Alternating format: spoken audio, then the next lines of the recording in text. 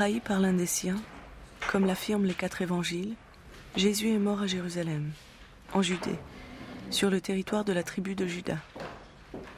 Le rapprochement de ce nom et de celui du traître, Judas Iscariote, relève-t-il d'une pure coïncidence ou d'un choix délibéré?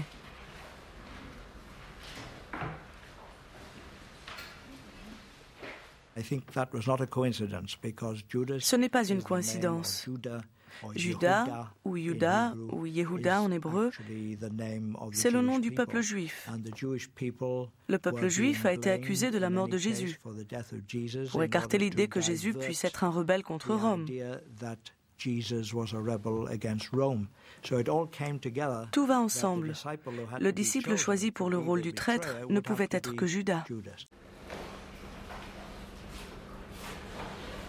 Les 4 évangiles s'accordent à dire que Judas a livré Jésus au grand prêtre. Judas, fils de Simon l'Iscariote, l'un des 12 disciples choisis par Jésus.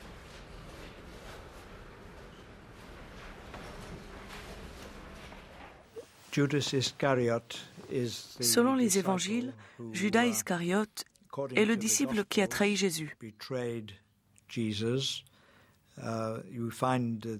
Marc, le premier évangéliste, ne fait qu'esquisser l'histoire qui sera développée et rendue plus romanesque par Matthieu et par Luc. Et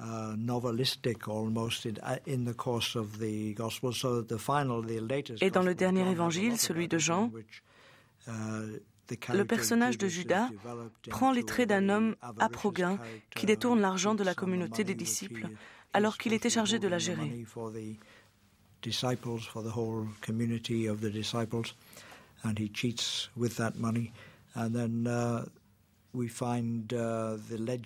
La légende de la mort de Judas, après qu'il ait trahi Jésus, s'est développée aussi dans 2 directions.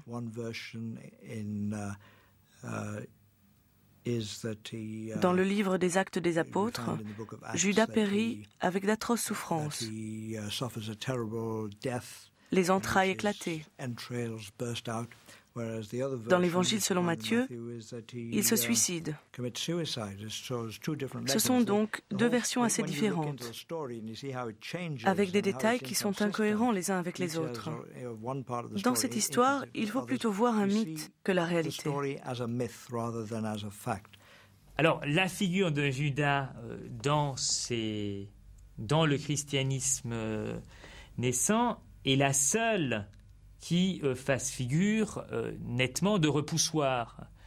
Et à cet égard, Judas est le personnage qui a trahi et pour lequel on ne trouve, en toute hypothèse, aucune excuse.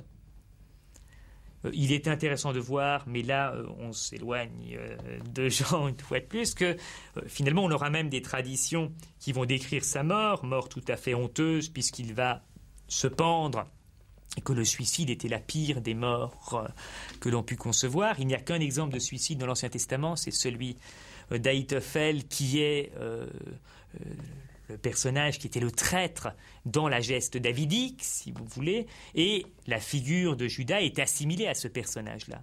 Dans les écrits apocryphes, Judas est carrément diabolisé. On va le présenter comme un personnage gras, infâme, immonde, etc. Donc il a vraiment fait l'objet d'un traitement qui est un traitement tout à fait négatif dans la tradition, me semble-t-il. À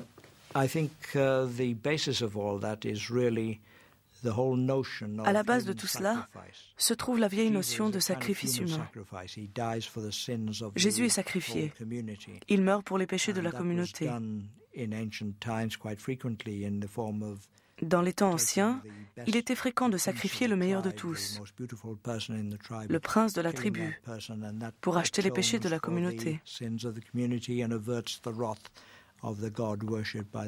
pour détourner la colère du Dieu vénéré par cette communauté.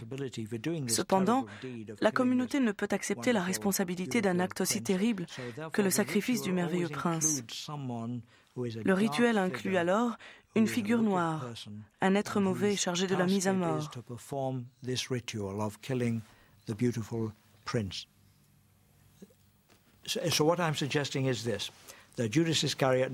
Ma suggestion est la suivante. Sur un plan historique, Judas Iscariote n'a jamais trahi Jésus. Il lui est toujours demeuré loyal. L'histoire qu'il ait trahi Jésus n'est apparue que pour des raisons mythologiques, tandis que se développait la légende de Jésus comme figure sacrificielle. Et la raison pour laquelle on a fait d'un disciple loyal un traître vient du nom qu'il portait.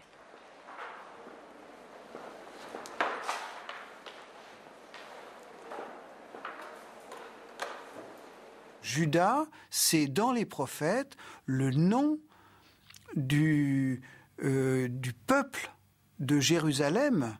On associe toujours Jérusalem et Juda. Alors, ça veut probablement dire, dans la réinterprétation que vont en faire les auteurs des évangiles, les rédacteurs des évangiles, ça veut dire à ce moment-là les maîtres et le peuple. Donc Judas représente le peuple de Judée. Judas n'est pas seulement le nom d'un apôtre, c'est le nom d'un apôtre qui représente le peuple de Judée. Et à ce moment-là, la trahison de Judas va donc représenter la trahison du peuple. Et effectivement, c'est une scène de trahison populaire, et non pas seulement de trahison par un individu. Alors, il faut savoir que le nom de Simon est le nom générique des grands prêtres depuis Simon le Juste, c'est-à-dire depuis moins de 100. Ça a été celui qui a fondé, une dynastie sacerdotale qui va rester emblématique. Donc Simon devient le nom indépendamment ou en plus de sa signification de celui qui écoute, celui qui apprend par l'oreille. En plus de cette signification, il va représenter le grand prêtre. Et Simon renie Jésus. Et en reniant Jésus, il le fait dans la cour du grand prêtre. Et pour que les choses soient claires, cette année-là, le grand prêtre s'appelle Caïphe, et Simon, qui s'appelle Pierre, s'appelle donc Caïphas lui-même.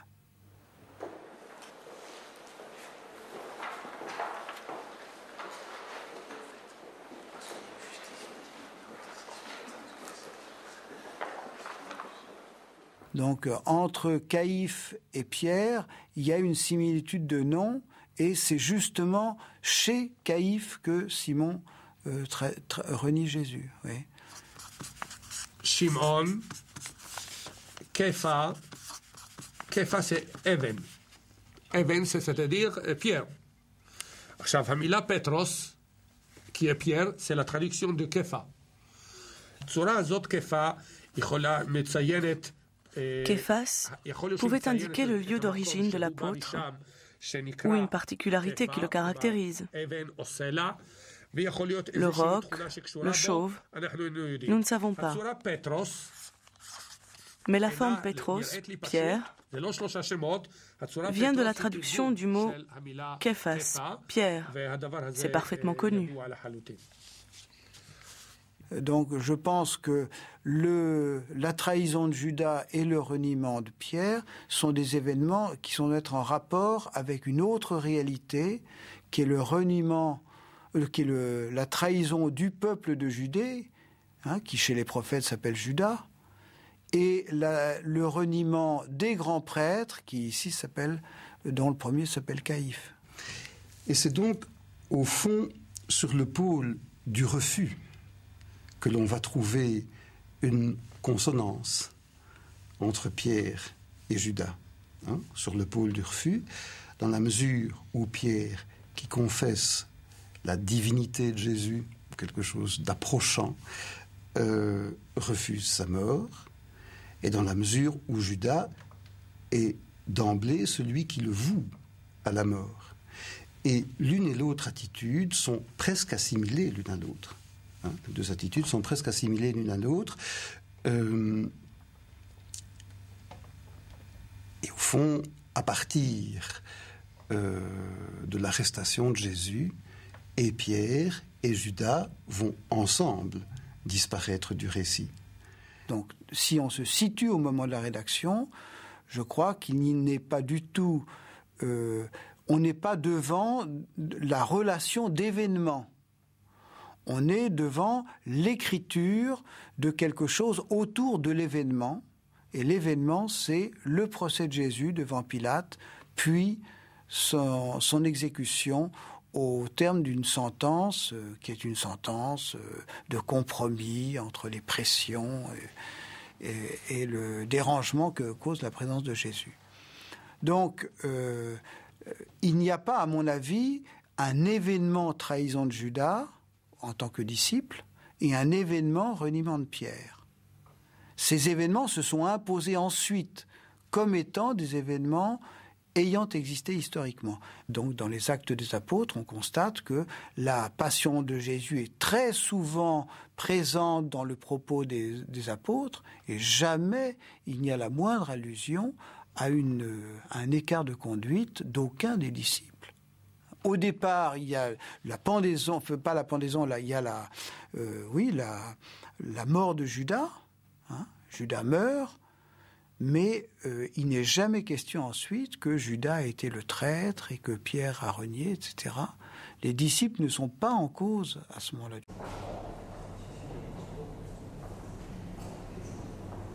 À travers le personnage de Judas, les évangélistes, qui le veuillent ou non, vont donc permettre de dénoncer tous les Juifs. Mais les évangiles n'ont pas été écrits au lendemain de la mort de Jésus.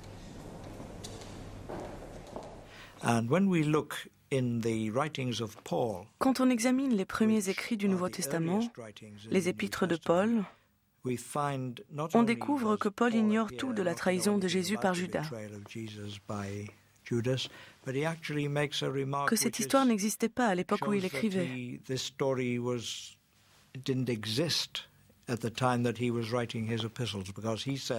Paul dit qu'après sa mort, Jésus ressuscité est vu par ses 12 disciples. Il emploie le mot 12. Au contraire, dans les évangiles, cette apparition de Jésus n'a lieu que devant 11 disciples, puisque le 12e était Judas l'Iscariote. Judas n'était plus là pour témoigner de la résurrection. Il avait trahi. Il avait déserté. Il est clair que Paul ignorait cette défection de Judas Iscariote. À l'époque où Paul rédige ses épîtres, vers 50-60, l'épisode n'existait pas.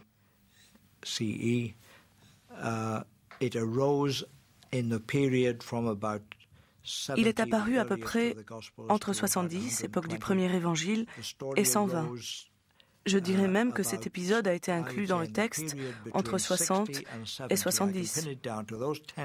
Je suis précis sur cette fourchette de 10 ans, puisque la trahison de Judas n'existe pas dans les épîtres de Paul et apparaît dans l'évangile de Marc.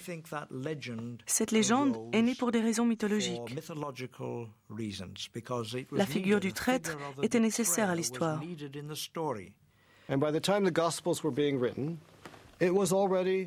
À l'époque de la rédaction des évangiles, être chrétien, c'est autre chose qu'être juif. Les auteurs chrétiens doivent alors répondre à la question « Comment se fait-il que nous ne soyons pas juifs ?» Après tout, Jésus était juif, Paul était juif. Comment expliquer notre légitimité alors que nous ne sommes plus juifs comme ils l'ont été ?